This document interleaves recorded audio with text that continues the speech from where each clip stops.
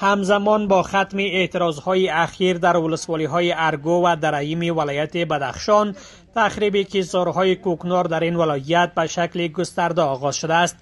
مقام‌های امنیتی بدخشان میگویند که بیش از 2000 نیروی امنیتی امارت اسلامی برای پاکسازی کیسارهای کوکنار توظیف شدند. تقریبا از اردوی ملی به تعداد 1000 نفر فعلا عملیات محو کشت کوکنار کار کردند. تقریبا 80 نفر دیگر هم از کماندانی امنیت الحمدلله کار جریان دارد. بیشتر از 10000 جریب زمین تخریب کردیم در ولسوالی ارگو و کدام مشکلی جدی هم روبرو نشدیم.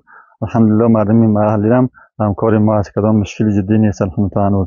شماری از کشاورزان در بدخشان میگویند که به علت چالش‌های اقتصادی به کشت کوکنار رو آورده و از حکومت سرپرست می‌خواهند تا افزون بر فراهم کردن زمینه‌های کاری، زمینه کشت بدیل را نیز برای آنان فراهم سازند. خواستمان از حکومتی است که کسایی که درس خوانده برشان مصروفیت پیدا بکنه، وظیفه بده و کسایی که دهقان هستند در بدل خسارهشان کشیدن مصرف کردن دیگه خساره بپردازه، دیگه یک چیزی بده که مردم روزشان پیش ببره. کار نیست، غریبی نیست، مردم بیچاره است، بیکار است، برای همین مجبوریت برای کشت کوکنار روی آوردن. معاون والی بدخشان میگوید که از آغاز کارزار تخریب کیسارهای کوکنار تا کنون حدود 35 الی 40 هزار جریب زمین از وجود بته‌های کوکنار پاکسازی شده است.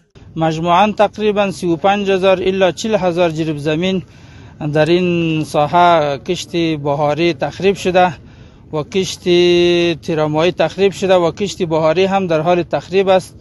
همراه دوا تراکتور ما توانستیم که کشت مواد مخدر از اینجا از بین ببریم. هرچند آمار دقیق از زمین‌هایی که کوکنار کشت شده مشخص نیست، اما مسئولان محلی بدخشان میگویند که کارزار تخریب کیسارهای کوکنار تا صفر رساندن آن در این ولایت ادامه خواهد داشت.